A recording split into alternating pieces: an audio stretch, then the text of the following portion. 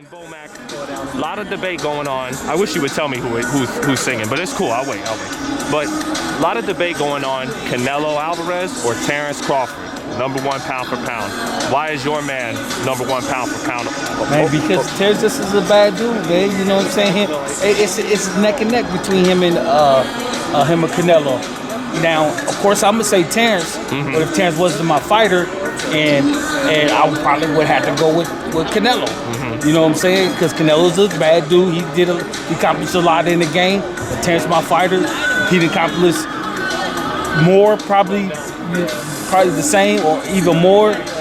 I mean, it's a tough call, but you know I'm gonna go with Terence, man. And opportunities have a lot to do with it too, right? Canelo, he's had the opportunity.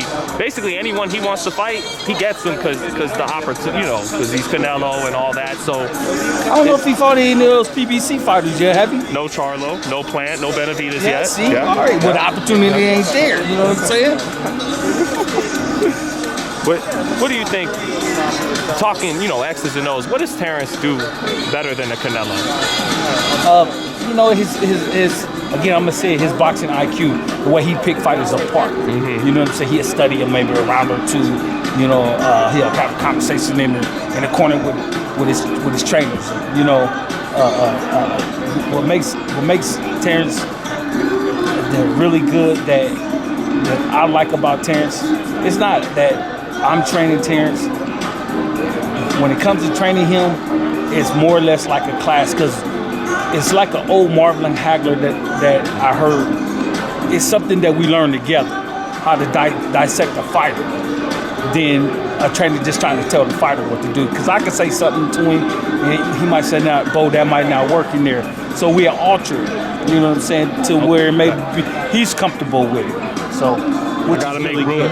I gotta make room for the great Christina Poncher. You know, hello, Christina. Oh, hello. Thanks I slipped that 20 in your pocket for you to say that. I appreciate it. No. You're the best, Christina. Thank you so much. Thanks for letting me steal Bomac for just a second. You got it. You can keep my seat warm anytime. Oh, there we go. But Bomac, you know, that says a lot about your, because Terence, he's not a BS artist. He'll tell you if you suck, and so that says a lot about, you know, your IQ, that he would trust you with the game plan and everything. Yeah, man. You know, hey, I've been knowing Terence, man, all of his life before he was born, and been a part of his boxing career when he stepped in the first day stepped in the gym, to, you know, sparring him, to taking him all over the country, to, you know, national tournaments, raising money, you know, to get him to different places, man. It's been a joy. It's been a great joy to be a part of that young fella's boxing career from the beginning until, you know, the next 4 or 5 years. And lastly, Brian, you know, Shakur Stevenson, he's chomping at the bit to fight Jamel Herring. He thinks Jamel's going to beat Carl Frampton. Oh, he's going to beat him if the fight ever happens. How do you think down the line that fight would play out ever, Jamel and Shakur?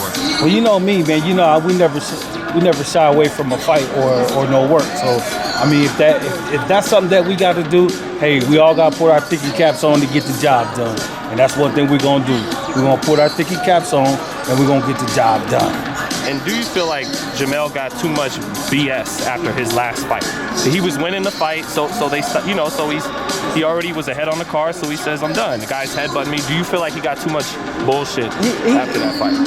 Well, you know how boxing critics are. You know how boxing fans are. They want to see you go out on your shield and shit like that, man. But hey, you know, I don't blame him, because I told him, listen, man, he's gonna lose our title because I didn't know the rule, you know. And he said he couldn't see, so I'm not gonna send no guy out there if he can't see. Now, if he wanted to go out there, go out there, hey, you can put the blindfolds over his eyes, and guess what? I'm gonna boxing. I'm gonna get him through the rest of the fight with my eyes and what we worked on in the gym.